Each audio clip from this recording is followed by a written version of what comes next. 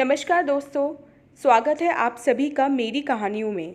मैं हूं शिखा और एक बार फिर से आपके लेकर आई हूं एक नई कहानी और उम्मीद करती हूं कि ये कहानी भी बाकी कहानियों की तरह आपको बेहद पसंद आएगी और आप पहले की तरह अपना प्यार और सपोर्ट मेरी वीडियोस पर बनाए रखेंगे। तो चलिए अपनी आज की कहानी शुरू करते हैं। लो बहू, आज तुम्हारी मुंह दिखाई की रस्म है। आस पड़ोस वाले तुम्हें देखने आएंगे, तो ये साड़ी और सभी गहने अच्छे से पहनकर तैयार हो जाओ। नीलम और सारिका बहू, तुम जरा इसे सलीके से तैयार कर देना। मालती जी अपनी कड़क आवाज़ में आदेश देकर बाहर निकल गईं और दीपिका, जो कल ही शादी करके इस घर में आई थी, कभी भारी बनारसी साड़ी की तरफ देख रही थी और कभी उन जड़ाऊ गहनों की तरफ। इतनी गर्मी में यह सब कुछ कैसे पहनेगी इन्हें, सोचकर ही उसके पसीने छूट रहे थे। वह तो शादी वाले दिन ही कितना परेशान हो गई थी, लेकिन अब क्या फ़ायदा। जब सासू माँ आदेश दे रही थीं, तभी अपने मन की बात क्यों नहीं कही। किसी ने सही कहा है, उचित समय पर उचित बात कहना भी ज़रूरी है, वरना समय निकल जाने पर पछताने के सिवा कुछ नहीं रह जाता। लेकिन फिर उसे अपनी जेठानियाँ एक आस के रूप में नजर आईं। दीदी, क्या मैं कोई हल्की साड़ी पहन सकती हूँ? देखो ना कितनी गर्मी है, प्लीज़ आप मम्मी जी से बात करके आओ ना। दीपिका दोनों जेठानियों से बच्चों की तरह मनहुआर करते हुए बोली। ना ना देवरानी जी, मम्मी के आदेश को काटना हमारे बूते में तो नहीं। और तुम भी आज से एक बात गांठ बांध लो, अगर इस घर में सुख चैन से रहना है तो जो मम्मी कहें उसे आंख मूंद कर मान लेना, उसी में हम सबकी भलाई है। लेकिन ऐसे कैसे दीदी? देवरानी जी, हमें सलाह देनी थी, हमने दे दी, और अब आगे तुम्हारी मर्जी। चलो अब जल्दी से तैयार हो जाओ, वरना मम्मी जी आ गई तो यहीं खड़े खड़े तुम्हारे साथ साथ हमारे भी कपड़े उतार देंगी। दीपिका क्या कहती, अभी उसे इस घर में आए एक दिन ही हुआ था। अभी तो वह सबको अच्छे से जानती भी नहीं थी, सिर्फ अपने पति विनीत के अलावा। विनीत और दीपिका एक ही ऑफिस में काम करते थे और 3-4 सालों से दोनों ही बहुत अच्छे दोस्त थे। दीपिका के मम्मी पापा तो शादी के लिए राज़ी थे, लेकिन विनीत के नहीं। पर कहते हैं ना, औलाद के सामने माँ बाप को झुकना ही पड़ता है। फिर विनीत तो मालती जी का सबसे छोटा लाडला बेटा था। वह इस रिश्ते को ना कहकर अपने बेटे की नज़रों में खुद को गिराना नहीं चाहती थी, इसलिए उन्होंने कुछ सोचते हुए इस रिश्ते को मंजूरी दे दी। जो भी आता, दीपिका की सुंदरता के साथ साथ उसके लाए दान दहेज की भी खुलकर तारीफ करता, और यही बात मालती जी को हजम नहीं हो रही थी। वह तो वैसे भी दीपिका से खार खाए बैठी थी, इसलिए सभी रिश्तेदारों व पड़ोसियों के सामने दीपिका व उसके माता पिता को नीचा दिखाने के लिए हंसते हुए बोली, कौन सा इसके माँ बाप ने अपनी जेब से खर्च किया है? 3-4 सालों से नौकरी कर रही थी बहू, इसी ने इतना जोर दिया होगा कि शादी करके शायद इसके माँ बाप के पास बच भी गया होगा। दीपिका के साथ साथ विनीत को भी अपनी माँ की यह बात बहुत बुरी लगी, लेकिन वह चाहकर भी सबके सामने अपनी माँ का विरोध नहीं कर पाया। दीपिका ने कुछ कहना चाहा तो विनीत ने आंखों से विनय कर उसे चुप रहने का इशारा कर दिया। नई नवेली दीपिका अपने माता पिता के अपमान का घूंट पीकर रह गई। रात को कमरे में विनीत ने दीपिका से माफ़ी मांगते हुए कहा, सॉरी दीपिका, तुम्हारी तरह मुझे भी मम्मी जी की बात बहुत बुरी लगी। सबके सामने मम्मी को क्या कहता, लेकिन तुम यकीन मानो मैं मम्मी से बात करूँगा। विनीत से आश्वासन पाकर दीपिका के दिल को भी थोड़ी राहत मिली। हाँ, उस दिन के बाद विनीत के सामने तो उसकी सास कुछ न कहती, लेकिन आगे पीछे से ताने मारने में कसर नहीं छोड़ती। बस एक बात की दीपिका को तसल्ली थी कि उस दिन के बाद उसकी सासू माँ ने उसके मम्मी पापा के लिए फिर कभी कुछ नहीं कहा। शादी के बाद पहला त्यौहार करवा चौथ आया। दीपिका की मम्मी पापा ने अपनी सामर्थ्य अनुसार सबके कपड़े, शगुन के लिफाफे और फल मिठाइयाँ भेज दी थीं। दीपिका की सास ने शाम को पूजा के समय जब दीपिका के घर से आया शगुन का सामान देखा तो उनका मुंह बन गया।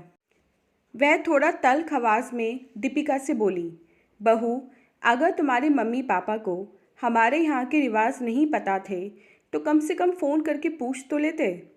करवा चौथ की पूजा में सिंघाड़ा फल बहुत ज़रूरी होता है और वही नहीं है।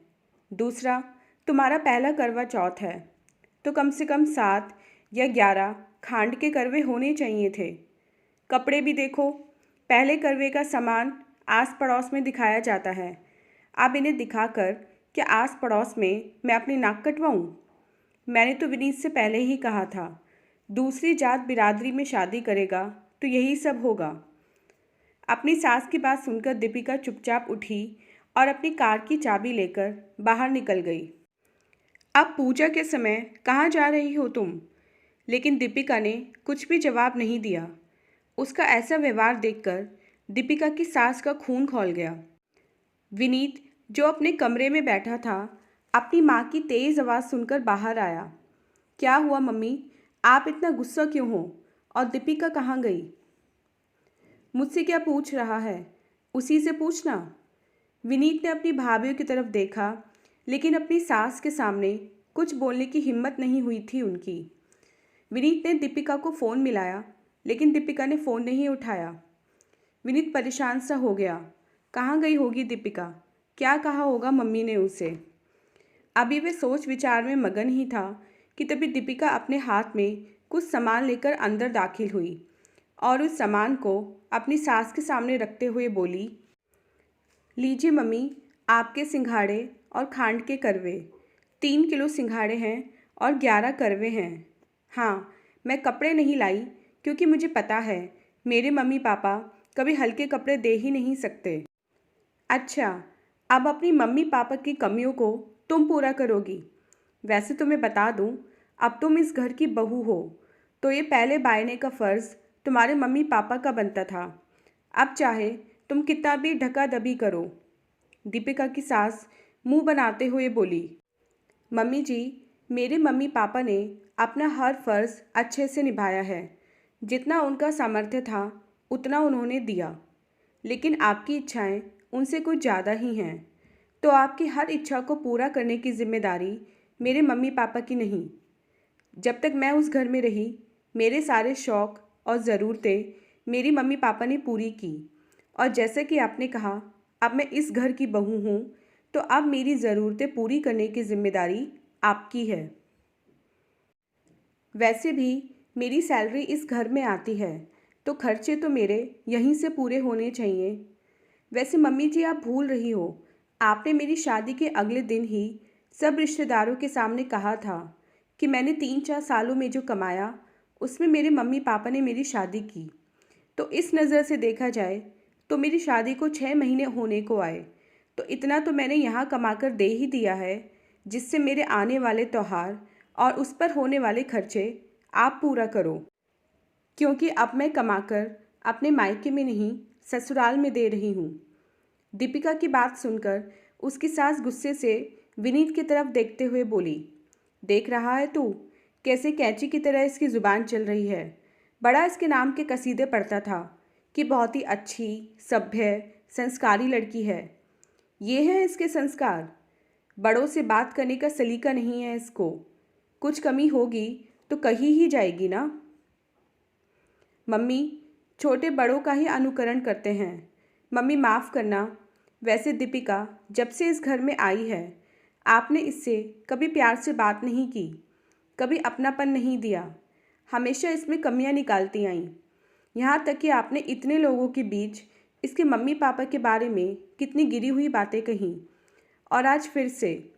सही तो कह रही है दीपिका, शादी के बाद इसकी सारी ज़रूरतें, शौक़ हमारी जिम्मेदारी है। क्यों लड़की की शादी के बाद भी उसके माता पिता से उसकी ससुराल वाले इतनी अपेक्षाएं रखते हैं? वह अपनी बेटी के साथ साथ पूरे परिवार के लिए इतने उपहार लाए। क्या हुआ अगर वे एक चीज़ भूल गए या उन्हें नहीं पता था तो ये बात आप दीपिका को प्यार से भी समझा सकती थीं, लेकिन नहीं।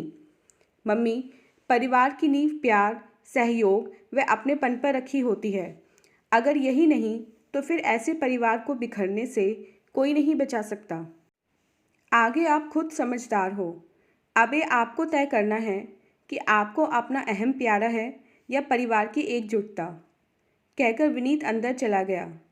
दीपिका की सास को आज उसके बेटे ने सच्चाई का आईना दिखा दिया था।